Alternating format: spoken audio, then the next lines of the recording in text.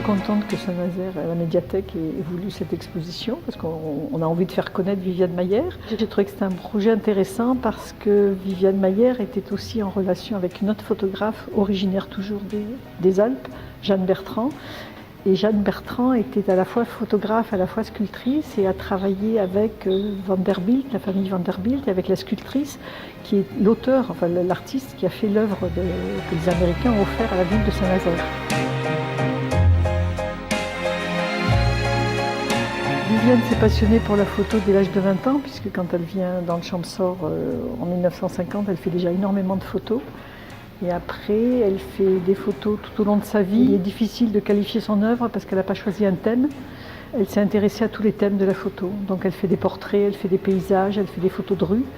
Les Américains la qualifient de street photographeur, mais elle est aussi portraitiste parce qu'elle fait de très très beaux portraits de gens. Et elle fait aussi beaucoup d'autoportraits et je crois qu'elle est reconnue pour ses autoportraits assez exceptionnels. Viviane Maier vit seule, c'est vrai que c'est une aventure, mais c'est aussi une aventure énorme aux États-Unis parce que les femmes se marient, ne travaillent plus lorsqu'elles sont mariées dans les années 50 aux États-Unis. Et Viviane a voulu absolument préserver sa liberté tout au long de sa vie. Vous savez, il y a très peu de femmes qui ont réussi, même en France, dans le milieu de l'art.